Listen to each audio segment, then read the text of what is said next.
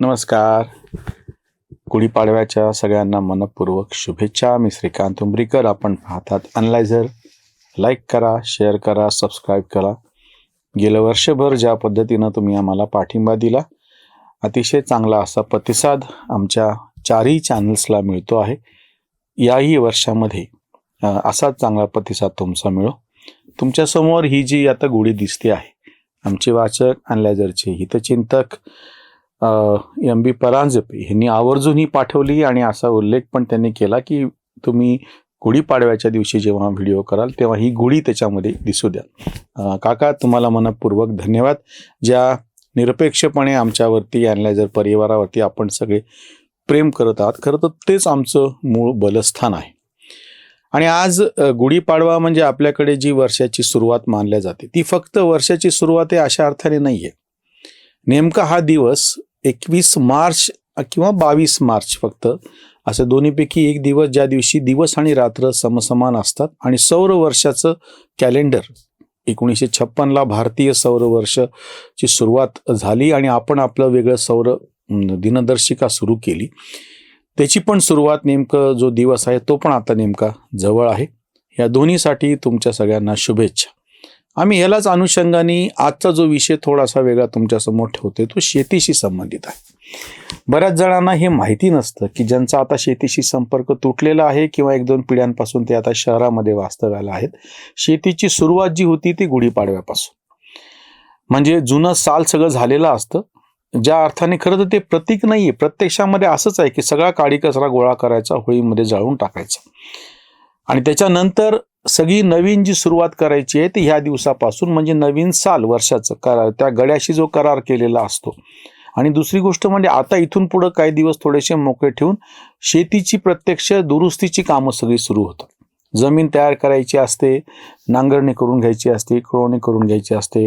बाकीचे सगळे जे म्हणजे जमीन तयार करणे, ढेकळं सगळे नांगरून ते उन्हामध्ये एका अर्थाने सगळे कडक वाळतात आणि त्याच्यानंतर मृगाच्या पावसाची प्रतीक्षा होऊन मृगामधली पेरणी सुरू होती. तर येथून पुढं आता काही दिवस म्हणून आधी म्हणजे सगळे रब्बीचे जे असतो तो हंगाम सरलेला असतो. खळे दळे उरकले, इंद्रजित भालरावच्या याच्यात फार छान उल्लेख आहे. खळे दळे उरकले, झाला कुणबी मोकळा, वाऱ्या वाहू टळी संगे उडू लागला पाचोळा.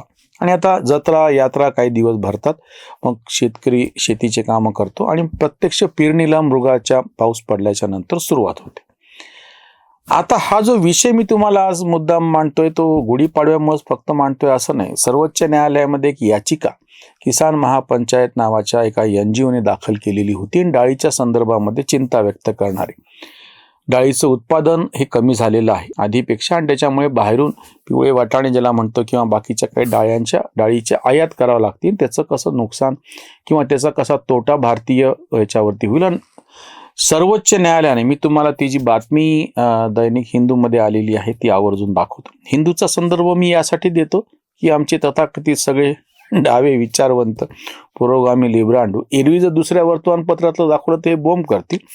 हिंदू त्यांच्याच लाडक्या वर्तमानपत्रात आल्यामुळे मी तुमच्यासमोर ठेवतो. आता काय विषय हा? आता म्हणजे गुढीपाडवा आहे, शेतीच्या कामाची सुरुवात होते आणि शेतीच्या संदर्भातलाच एक विषय अतिशय गांभीर्याने सर्वोच्च न्यायालयाने सरकारला सुचवलेलं आहे की डाळीच्यासाठी प्रोत्साहन कसं देता येऊ शकेल. म्हणजे मुळात आपल्याकडे जी म्हण आहे, असलेलं विटवायचं, नसलेलं भेटवायचं, की जर तुम्ही डाळीची बाजारपेठ खुली ठेवली असती तर डाळीला एक हक्काचा म्हणजे त्याला काय म्हणता येईल दर मिळाला असता आणि त्याच्यामुळे ती प्रेरणा घेऊन शेतकऱ्यांनी त्याचं उत्पादन वाढवलं असतं. जेव्हा केव्हा शेतीच्या उत्पादनामध्ये प्रचंड प्रमाणामध्ये भावाच्या दृष्टीनं घट होते, उत्पादन तर आपल्याकडे भरपूर आहे, तेव्हा शेतकऱ्याची ते निर्मितीची प्रेरणा संपून जाते. तुम्ही नंतर कृत्रिमरित्या कितीही मदत करा, जर मला वारंवार तोटाच होणार असेल तर मी पेरणी करू कशा? आपल्याकडे जर जेव्हा एखाद्या वस्तूचे भाव वाढतात तेव्हा तुम्ही निर्यात बंदी लावता आणि त्याच्यामुळे आपोआपच त्या वस्तूचे भाव कोसळतात आणि जे काही तुम्ही MSP तथाकथित दिलेली जेमतेम त्याच्यापर्यंत येऊन थांबतात. MSPचा याच्यात उल्लेख केलेला आहे. आणि उलट जेव्हा MSP ही जास्त असते आणि बाजारातले भाव कोसळलेले असतात तेव्हा व्यापारी म्हणतो हा तर आम्हाला भाव आहे, हाच आम्हाला परवडतो, सरकारने दिलेला MSPचा भाव आम्हाला परवडत नाही.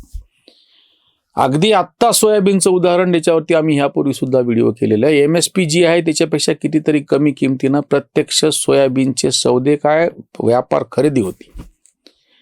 म्हणजे हा जो उपाय केलेला आहे पूर्णपणे फसलेला आहे.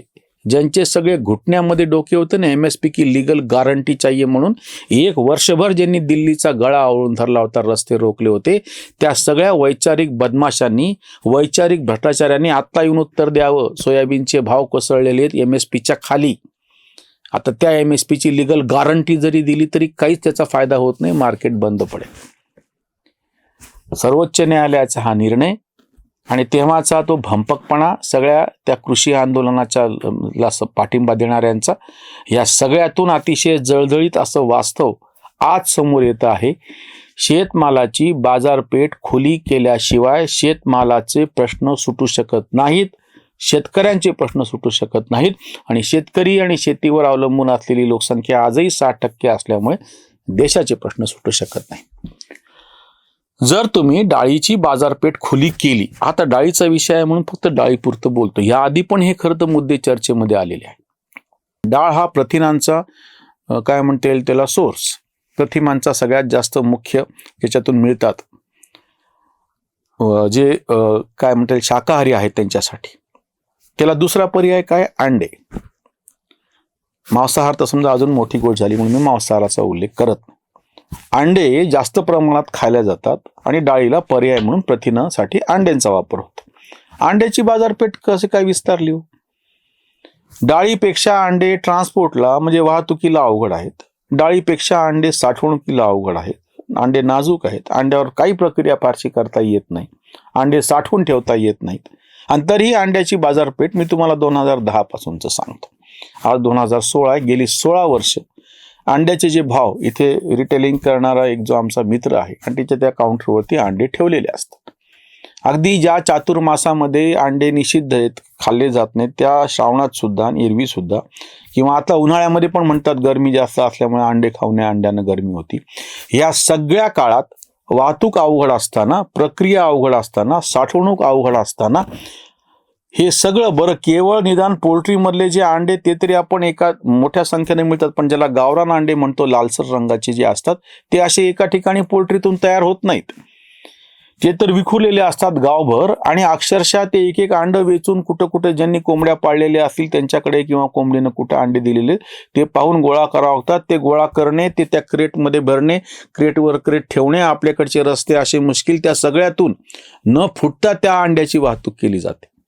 इकडं आवश्यक वस्तू कायदा, इसेन्शियल कमोडिटी ऍक्ट, ज्याचं नेहमी भाषांतर जीवनावश्यक वस्तू कायदा असं करून दिशाभूल केली जाते. त्या आवश्यक वस्तू कायद्यामध्ये डाळ आहे आणि तिच्या भावाचे असे कमी जास्त धिंगाणे होत राहतात. जेव्हा 2016-17 मध्ये आपल्याकडे डाळीचं प्रचंड उत्पादन झालं होतं, 50 रुपयापेक्षा डाळीचे भाव घसरले होते, तेव्हा ती डाळ खरेदी करावी म्हणून लोकांनी सरकारकडे रांगा लावल्या आणि त्याच्यामध्ये जो प्रचंड प्रमाणामध्ये भ्रष्टाचार झाला आणि त्याला पर्याय असलेले अंडे आजतागायत. ना अंड्याच्या उत्पादकांनी कधी तक्रारी केल्या, ना अंड्याच्या ग्राहकांनी कधी तक्रारी केल्या, ना अंड्याच्या विक्रेत्यांनी कधी तक्रारी केल्या, किंवा अंड्याचे भाव प्रचंड वाढल्यामुळे अंडे आता परवडत नाहीत असं म्हणून कोणी मोर्चे काढले. हे सगळं सेटल केव्हा झालं? फक्त आणि फक्त अंड्याचा जो पूर्णच्या पूर्ण व्यापार आहे तो खुला आहे. अंड्याला इसेन्शियल कमोडिटी ऍक्टमध्ये कोणीही टाकलेलं नाही. अंड्याला MSP दिलेली नाही. अंडेच काय, अंडे, फुलं, फळं, भाजीपाला, दूध असे कितीतरी अंड्याच्या संदर्भातले पदार्थ सगळे बाजारात खुलेत. आणि नेमकं जिथं जिथं शासनाने हात घातलेला आहे ते MSPच्या निमित्तानं असो, इसेन्शियल कमोडिटीच्या निमित्तानं असो, किंवा प्रक्रिया करण्यासाठी म्हणून, जसं उदाहरणार्थ कापूस हा टेक्स्टाईलवाल्यांना लागतो म्हणून ते बदमाशपणा करून कापसाचे दर पाडतात. साखर जी इसेन्शियल कमोडिटीमध्ये टाकली, प्रत्यक्षात साखर इसेन्शियल नाही आहे. ज्याला ज्याला शासनाने हात लावला त्याची त्याची माती झाली. ज्याला ज्याला तुम्ही इसेन्शियल कमोडिटी ऍक्टच्या नावाखाली म्हणून त्याच्यामध्ये टाकलं त्याची माती झाली. आणि जे जे पदार्थ त्याच्या बाहेर राहिले ते सगळे मुक्त. आजही त्याची बाजारपेठ स्थिरावलेली आहे. मी तुम्हाला फळामधलं केळाचं उदाहरण सांगतो. एरवी केळं म्हणजे कधीतरी आपलं अमास्या पौर्णिमेला असायची. आता केळाची बाजारपेठ इतकी सेटल झालेली आहे, वर्षभर तुम्हाला केळं उपलब्ध आहेत. केळच नाही, बहुतांश फळं हे शासनाच्या कुठल्याही फळबाग योजनेतून त्याचा विस्तार झाला नाही.